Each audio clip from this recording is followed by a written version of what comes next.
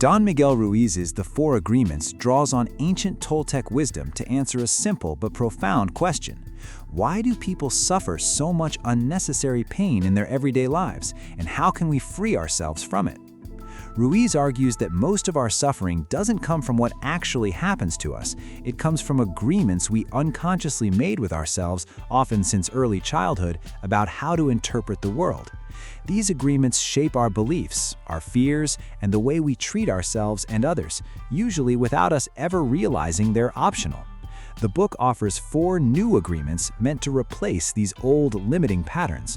Let's walk through each one. Foundation, domestication, and the dream. Before introducing the 4 agreements themselves, Ruiz lays out an important foundation. He describes childhood as a process of domestication. Similar to how a wild animal is trained, children are rewarded and punished until they adopt the beliefs, values, and self-image of the people around them, whether or not those beliefs are actually true or helpful. Over time, this creates what Ruiz calls a book of law inside the mind, an internal judge that constantly evaluates you, and an internal victim that absorbs that judgment, often unfairly and harshly. He calls the overall result the dream, the unique, often distorted way each person perceives reality, shaped almost entirely by this early conditioning. The 4 agreements are tools for consciously rewriting this dream, replacing inherited beliefs with intentional, chosen ones. Agreement 1. Be impeccable with your word. Ruiz considers this the most important of the 4 agreements and also the hardest to fully master. Being impeccable with your word means speaking with integrity, saying only what you truly mean, and avoiding using words to gossip about, judge, or harm yourself or others. He points out that words carry enormous power. They can build someone up or tear them down, and this includes the words you use internally in your own self-talk. Constant self-criticism, Ruiz argues, is a direct violation of this agreement, since it uses the same destructive power of language against yourself that you would recognize as harmful if directed at someone else. Being impeccable with your word means becoming conscious of this power and choosing to use it to spread truth and encouragement rather than negativity toward others and toward yourself. Agreement 2. Don't take anything personally. This agreement addresses one of the most common sources of everyday suffering, assuming that what other people say or do is fundamentally about you. Ruiz argues that in reality, other people's words and actions are almost always a reflection of their own internal world, their own beliefs, wounds, and dream, rather than an objective truth about who you are. When someone criticizes or insults you, Ruiz argues they're really expressing their own pain, perspective, or agreements, not delivering some accurate verdict on your worth. Taking things personally means giving other people's opinions the power to define you, when in reality, their reaction says more about them than it does about you.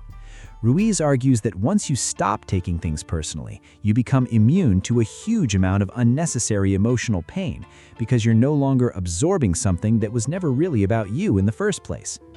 Agreement 3. Don't make assumptions. Ruiz identifies assumptions as another major, often invisible source of conflict and suffering. He argues that people habitually assume they understand what others are thinking, feeling, or intending, without ever actually checking whether that assumption is accurate, and then react emotionally to their own assumption as if it were confirmed fact. His solution is straightforward, though not always easy. Ask questions and communicate clearly instead of guessing.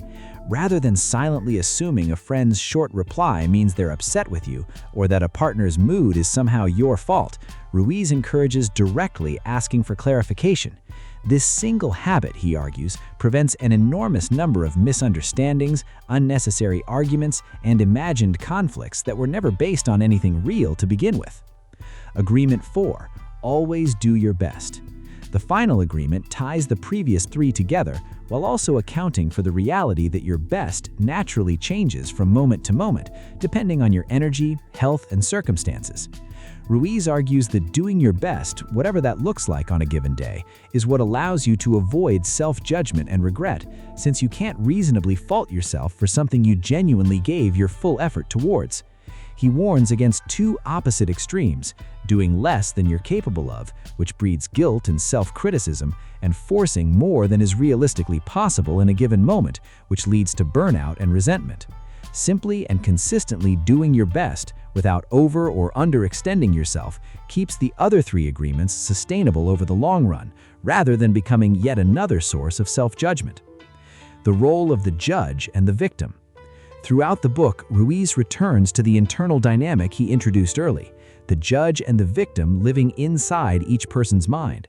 The judge constantly evaluates and criticizes based on old inherited beliefs, while the victim absorbs that judgment, often reliving old wounds and reinforcing self-doubt. He describes this internal dynamic as a kind of parasite, feeding on fear and self-limiting belief, and argues that becoming aware when this judge and victim are active in your thinking is a crucial step towards breaking free from them. The 4 agreements function as practical tools for weakening this internal parasite over time, replacing automatic self-judgment with conscious, chosen responses instead. Breaking old agreements and personal freedom.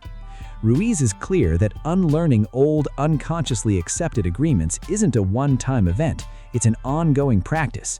Many of these patterns were reinforced over years or even decades, so replacing them with the 4 new agreements requires consistent, deliberate attention, especially in moments of stress when old habits are most likely to resurface.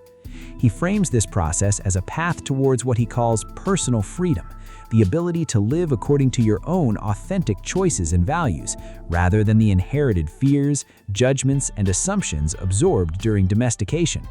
This freedom, Ruiz argues, isn't about escaping the world or other people. It's about no longer being unconsciously controlled by agreements you never actually chose for yourself. Conclusion: a new dream.